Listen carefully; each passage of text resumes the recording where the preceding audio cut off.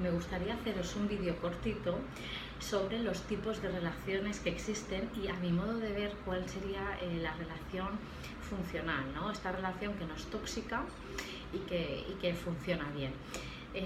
Al final, yo a lo largo de las sesiones y demás, pues uno va haciendo, ¿no? Y nosotros los psicólogos al final vamos haciendo nuestras propias hipótesis, que evidentemente lo que yo voy a deciros ahora es importante que sepáis que no está validado científicamente, ¿no? Simplemente una opinión clínica.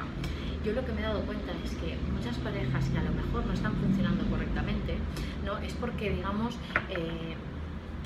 siguen esta figura, ¿no? Esta figura quiere decir que una personalidad hacia afuera, una personalidad impulsiva, extrovertida, con otra personalidad hacia afuera, otra personalidad impulsiva, extrovertida, va a chocar, ¿no? Y entonces, en ese choque es lo que se encuentra en la relación tóxica.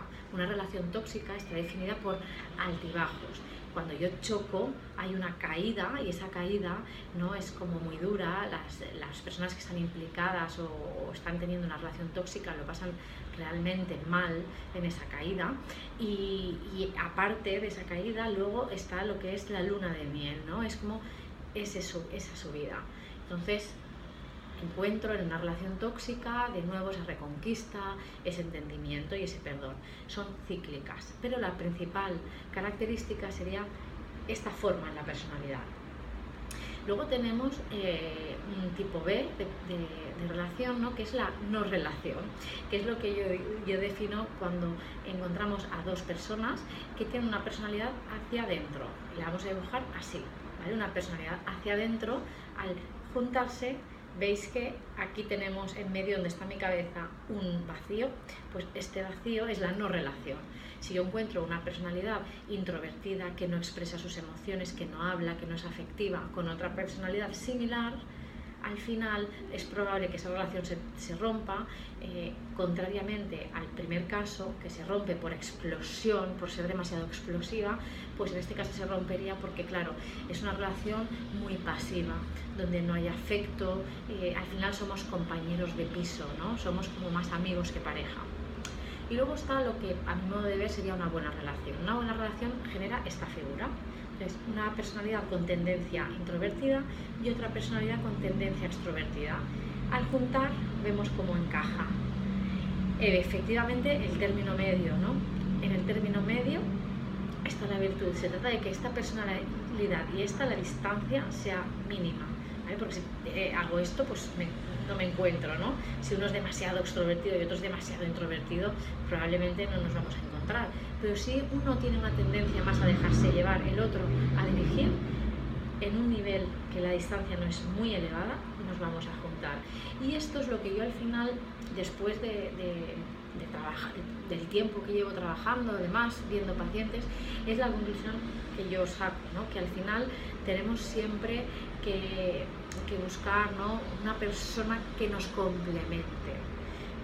Esta frase no tan conocida como que los polos opuestos se atraen, ¿no? Entonces, simplemente en este vídeo de hoy quería transmitir la idea o el dibujo, ¿no? De lo que se entiende por una relación sana. Ahora me preguntaréis, ¿esto se puede trabajar? Depende, como todo. Lo ideal y el primer factor que va a hacer que esto se pueda trabajar o se pueda mejorar es la disposición al cambio, ¿no? La predisposición al cambio de cada individuo. Si uno tiene una personalidad muy explosiva, ¿no? Los dos tienen una personalidad muy explosiva, pero son conscientes, están dispuestos a trabajarse, efectivamente esto se puede superar y se puede manejar con éxito. En el mismo caso sucede cuando tenemos la personalidad introvertida. El primer punto es la consciencia, el darse cuenta de que hay que generar el cambio. El segundo punto, en mi opinión, es la búsqueda de un profesional adecuado que os pueda ayudar. Solos no podemos, igual que un cirujano es muy difícil que se opere solo porque está muy cerca de sí mismo. Tenemos la falsa idea de pensar que nos podemos tratar solos, que podemos gestionar las crisis solos. Efectivamente, cuando es algo leve, ¿no? Yo pues me puedo lamer las heridas, pero cuando se trata de un problema grave, recurrente, siempre un buen profesional a tiempo, acudir a un buen profesional os va a ayudar, no os va a ayudar a a poder poner solución al problema. Entonces, el primer punto es conocer, ser consciente de que hay un problema. El segundo punto es buscar un profesional. Y el tercer punto es ponernos manos a la obra, ir poquito a poco construyendo ese cambio, construyendo ese nuevo camino, sin ser demasiado exigentes con nosotros mismos. Muchas veces estamos en cambio, estamos en progreso y nos seguimos exigiendo más, seguimos exigiendo ser mejores, llegar a otro, ahora hacer perfecto, ¿no? O sea, tratar perfectamente a mi pareja, no tener nunca una salida de tono. Es importante tratarnos con cuidado, con delicadeza, entender que estamos en un proceso de cambio, entender que todo proceso normalmente suele ser lento. Lo que rápido llega, rápido se va. Tenemos que ser pacientes con nosotros mismos. Yo soy la primera impaciente. Yo cuando quiero algo, cuando descubro que quiero cambiar algo, soy la primera que tiendo a querer hacerlo ya. Y me tengo que autogestionar y tengo que tener un poco de... Yo tengo mis técnicas, ¿no? También para enfocarme. Por eso mismo esa autorresponsabilidad que os sugiero, ¿no? Me he dado cuenta de que me he equivocado, de que quiero otro objetivo mayor o quiero evolucionar más rápido, pero tengo que ser cuidadoso conmigo mismo, tengo que ser comprensivo conmigo mismo y tengo que respetar ese proceso de cambio.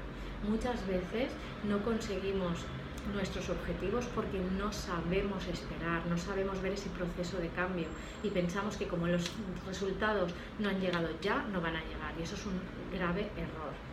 Cuando la motivación se va, queda el trabajo, sigue quedando el marcaje del objetivo, el hábito, ¿vale? Por eso esto es un punto importante. Se ha terminado el vídeo, simplemente quería daros esas pautas. Espero haber podido dar un poquito de orientación, y cualquier duda que tengáis no dudéis en poder contactar conmigo.